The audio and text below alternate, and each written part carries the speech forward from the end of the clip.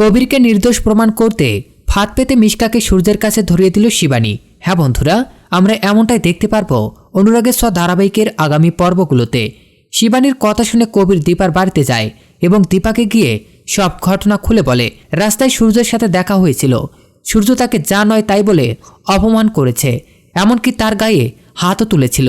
তবে দীপা কবিরকে বলে, দাদা, ডাক্তারবাবু এখনও আমাকে ভুল বোঝে। এখনও ডাক্তারবাবু বিশ্বাস করে না যে রূপা তার সন্তান। তবে আমার বিশ্বাস একদিন ডাক্তারবাবু নিজেই তার সব ভুল বুঝতে পারবে এবং রূপাকে কাছে টেনে নেবে। তবে এর মাঝে যে সোনা জড়িয়ে গেছে, আমি চাই না সোনার জীবনটা অন্যরকম হয়ে যাক। আমি চাই না সোনা কষ্ট পাক। এই বাচ্চা মেয়ে দুটোর সামনে পুরো ঘটনাগুলো উঠে আসুক, ওরা খুব কষ্ট পাবে। তবে কবির দীপাকে বলে, দীপা, সোনা মিশকার মেয়ে আমার তো বিশ্বাস হয় না। আমি সোনার সাথে তোমার অনেক মিল খুঁজে পাই। আমার মনে হয় সোনার সাথে তোমার কোনো সম্পর্ক আছে। তুমি ভালো করে দেখো, মনে হয় ও তোমারই মেয়ে।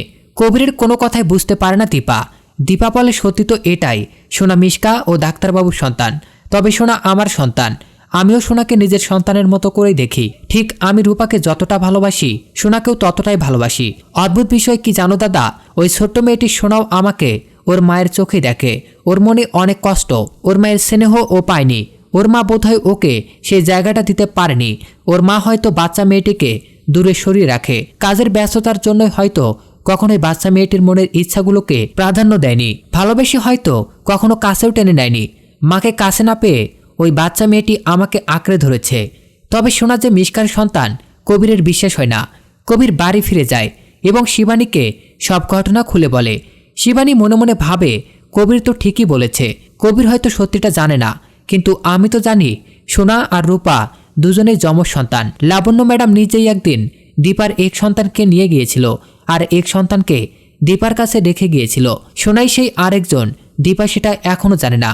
তবে এবার সময় এসেছে, সব সত্যিটা সকলকে জানানো হবে। মিশকার মুখোশ সকলের সামনে খুলে দিতে হবে। আমার বিশ্বাস মিশকাই আছে এই চক্রান্তের পেছনে। মিশকা যে দীপা আর সূর্যের ভালো চায় না বুঝতে পারে সেটা শিবানী। তাই শিবানী মনে মনে ভাবে, এবার সূর্যের সামনে মিশকার মুখোশ খুলতে হবে। তাহলেই হয়তো সূর্য তার সব প্রশ্নের উত্তর পেয়ে যাবে। তাই শিবানী ফাঁদ পাতে এবং মিশকার মুখোশ যাতে সূর্যের সামনে স্পষ্ট হয়ে যায় তার জন্য প্ল্যান করে।